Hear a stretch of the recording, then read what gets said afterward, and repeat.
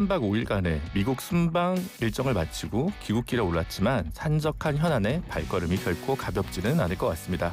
트럼프 대통령이 한국이 투자할 3,500불이 선불이라고 발언하면서 불확실성은 더욱 커져가고 있는데요. 이 문제를 비롯해서 그 밖에 전국 현안에 관하여 국회 산자위 소속 민주당 이현주 최고위원과 함께 의견 나눠보도록 하겠습니다. 의원님 안녕하세요. 네, 안녕하세요. 네, 스튜디오 출연하시려다 국회가 워낙 급박해서 또 전화로 이렇게 연결이 되네요. 어쨌든 바쁘신데 네네네. 감사합니다. 네. 지금 필리버스터 진행하지만 오늘 어쨌든 본회의에서 정부조직법이 통과가 되는 건가요? 네네. 이따가 한 6시 반쯤 통과를 할 네. 겁니다. 네. 그렇게 되면 그 나머지 부수 입법이라고 할까요? 뭐 통계법, 뭐 공공기관법 이거는 또 별도로 계속 필리버스터가 된다고 봐야 되나요? 네, 그럼 첫 번째 법안이 정부조직법이다. 네. 어쨌든 이 법은 시행 시기는 1년 뒤지만 78년 만에 검찰청이란 이름이 우리 헌정사에서 지워지게 되는데 네. 이러면 이제 정청래 대표가 공언했던 추석 전 검찰청 폐지 이 약속은 지켜진 거라고 봐야 될까요? 추석 전에 이제 우리가 그 약속한 게 이제 검찰청 폐지 그리고 이제 그 수사와 기소 분리 네.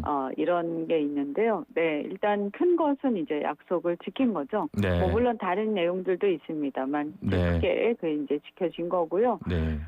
이제 세부적인 것들은 이제 이후에 또 논의될 사항들이 있습니다. 네. 네. 정부 그리고 차원에서 이제 제가 네. 그리고 이제 저는 개인적으로는 앞으로 이제 우리가 그동안에 이 경제인들의 발목을 잡으면서 우리 이렇게 어떻게 보면 검찰에서 이렇게 계속 그 공안 국가의 역할, 경찰 국가의 역할을 하면서 경제인들의 발목을 잡아왔던 이 배임죄 폐지 이것도 굉장히 중요한 과제로 남아있다 이렇게 생각합니다. 배임죄 폐지요.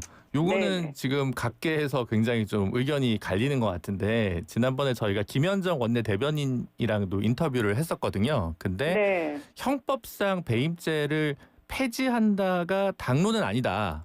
그래서 경영 판단 원칙 정도를 수용한 개정안도 가능하다는 점을 시사하셨거든요. 근데 의원님 이제 개인 좀 의견은 아예 폐지 쪽이시라는 거죠? 저는 강력하게 이거는 어차피 우리가 검찰 개혁의 어떤 방향으로 얘기를 하는 거기 때문에 개혁을 할 때는 강력하게 해야 된다고 생각하고요. 네. 어떤 보완책은 나중에 마련하면 된다라고 생각하고 이미 우리가 사실은 사기, 횡령 또 다른 특별법 또 자본시장법에 의해서 충분히 다 처벌할 건 하고 있고 또 이번에 충실의무랑 상법 개정안에 의해서 민사로 배상받을 수 있는 건 다 있기 때문에 사실 개인의 어떤 경영 판단의 잘못으로 인해서 손해를 입었을 때 본인이 갖고 간 것도 없는데도 불구하고 국가가 끼어들어서 검찰이 끼어들어서 간나라 배나라 하면서 처벌하고 계속 도리하는 것은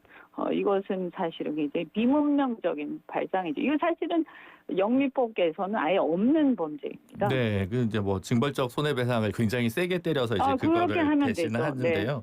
네. 지금 사실 그 문제와 관련해서 김건희 특검에서 곤란해한다. 이제 배임죄 가지고 지금 수사를 하고 있는 부분이 있는데. 그거는 나중에 이 범죄라는 것은 이제 이 속옷에서 없애는 건 아니니까요. 네. 네. 일단은 알겠습니다. 네. 네. 그래서 이제 다른 걸로도 충분히 처벌이 가능한 거니까 너무 걱정 안 하셔도 됩니다.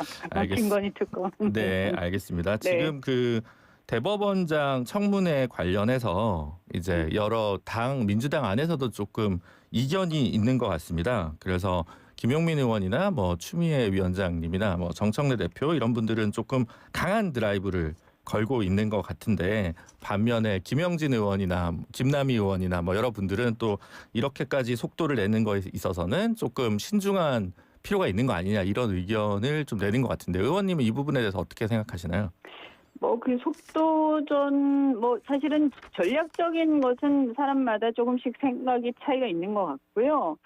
왜냐하면 지난번 5월인가요? 한번 청문회를 했는데 이제 사실상 실효성이 없었거든요. 왜냐하면 출석하지 않았기 때문에. 네. 네, 저희가 출석을 강제할 수 있는 방법이 없다 보니까 이제 그런 어려움이 좀 있긴 합니다. 다만 이제 저희가 볼 때 이제 그것은 이제 절차적으로 법사위에서 판단을 하는 거니까요. 일단 판단을 해서 청문회를 열기로 했으니 잘 되기를 바라고요.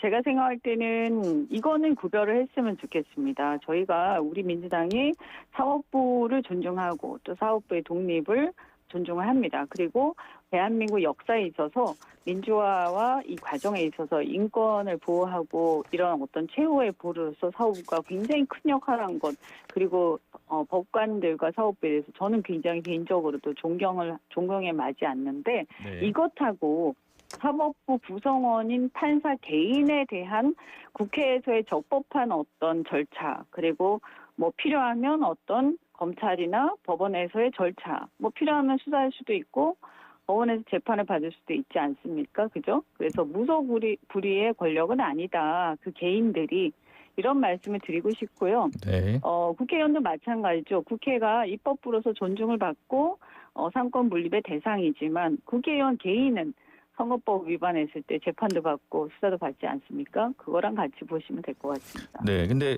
단순한 그 당내 이견이 아니라 예를 들면 네. 오늘 발표된 한국갤럽 여론조사를 보면 대통령 지지율은 하락하고 이제 부정평가가 상승하고 당 지지율도 하락을 했습니다. 그리고 정청래 대표에 대한 평가도 긍정평가보다 부정평가가 근소하지만 좀 더 높은 것으로 나타났는데요. 보통 이제 대통령 순방식이면 조금 더 긍정평가가 많아야 되는 주간이라고 보는데 네네네네. 이 이제 조희대 대법원장 뭐 회동설, 뭐 내란재판부 설치 법안 이런 사법부 네네. 강공이 너무 강공이어서 네네네. 지금 이런 거 아니냐 이런 분석이 오늘쯤은 나올 수도 있다고 보거든요. 의원님 어떻게 보십니까? 네.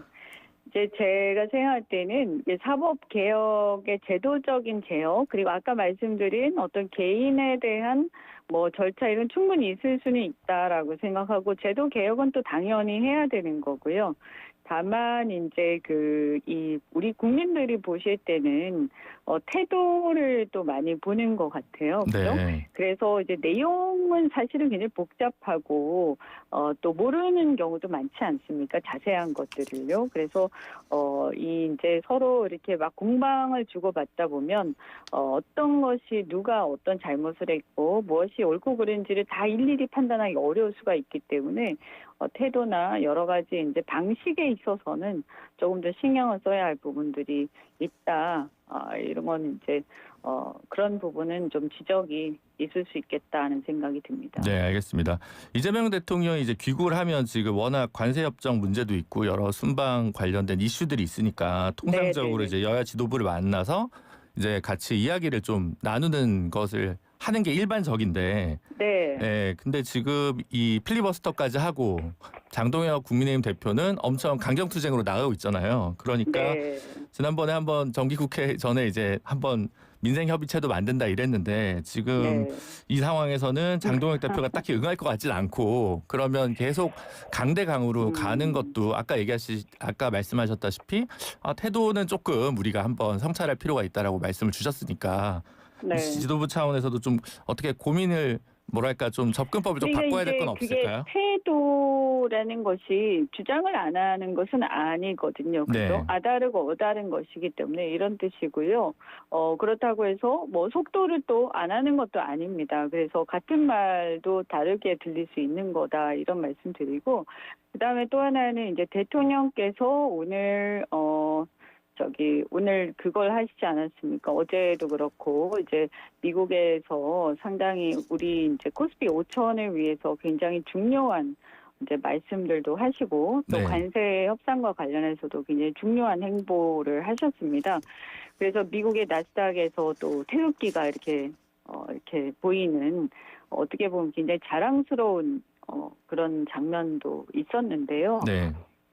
그런 부분을 조금은 더 우리 지도부에서 신경 써서 부각해서 얘기를 하고 좀 더 거기에 맞는 행보를 좀 더 할 필요는 있겠다 이런 생각이 듭니다. 네, 알겠습니다.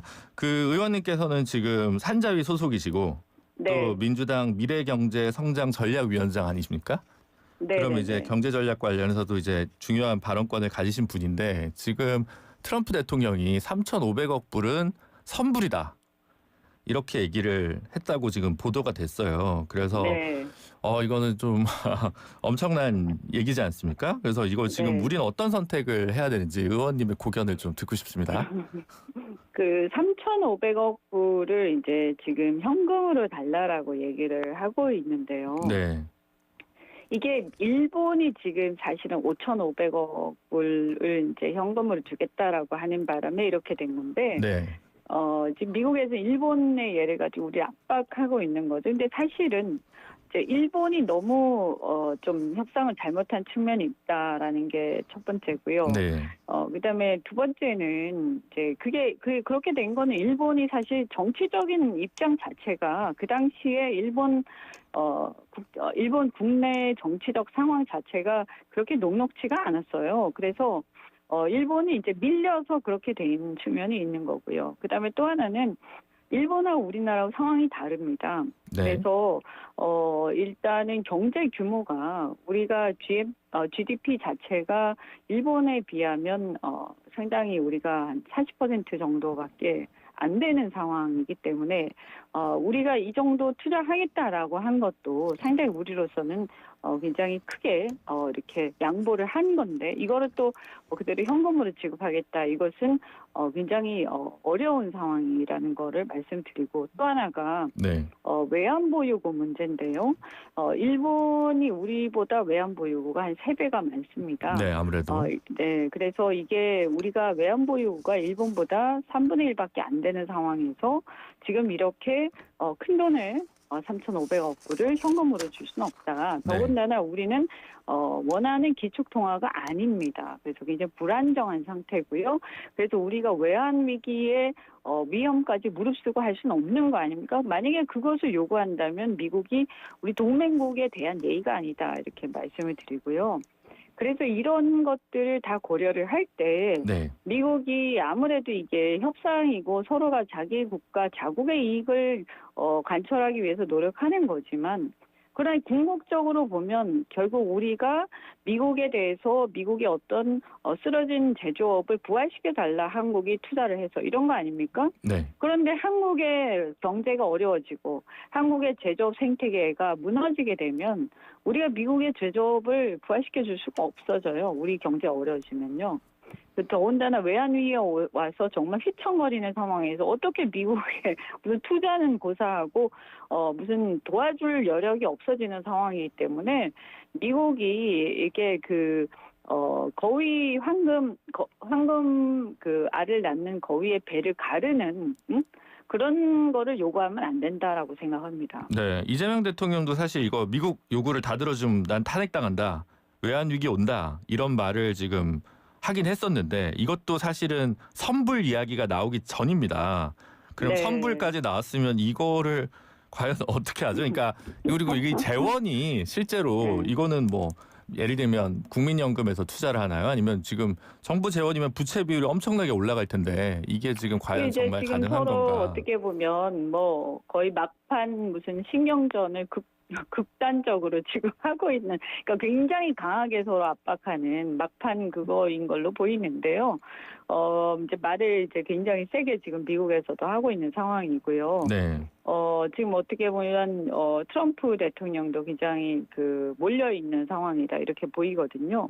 그런데 이게 우리가 이제 또 간과해서는 안 되는 게 우리가 미국 측에다가 반드시 또 설명해야 되는 중요한 것 중에 하나가 일본하고 우리하고 미국에서 봤을 때 똑같이 또는 비슷하게 보일 수가 있는데 근데 사실은 굉장히 다릅니다. 뭐가 다르냐 하면 미국에 대해서 이렇게 전략적 가치가 다른 측면이 뭐가 있냐면 제조업과 관련해서 일본도 제조업 강국이긴 하지만 요 한 10년, 20년 사이에 굉장히 크게 간극이 벌어져서 네. 일본에 비해서 우리가 훨씬 더 전략적 가치가 큰 첨단 제조 국가다 이렇게 말씀드릴 수가 있고요. 일본은 이미 이 제조업이 사양길에 들어선 지가 오래됐습니다. 그래서 철강이라든가 또는 소재 부품 산업이나 이런 것들은 좀 강하지만요. 첨단 제조 분야에서는 이미 많이 사양길에 접어들었고요. 그래서 사실은 크게 도움이 되지 않습니다. 미국 제조 분야에서. 네. 근데 조선이라든가 반도체라든가 이런 배터리라든가 이런 분야들은 사실은 우리를 제외하고는 미국 입장에서 봤을 때 중국을 견제할 수 있는 어떤 나라도 없습니다.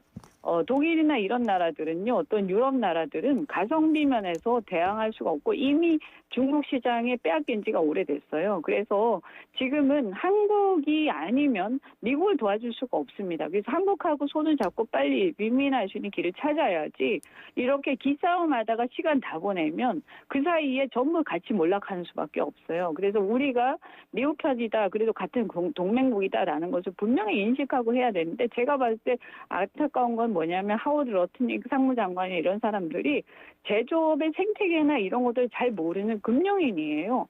그러다 보니까 이런 것들이 어떤 차이를 가지고 있는지 또 어떻게 미국의 제조업 부활시킬 수 있는지 이런 상세한 생태계에 대한 얘기를 잘 모르는 거죠. 그냥 투자하면 다 된다고 생각하는데 그렇지 않거든요.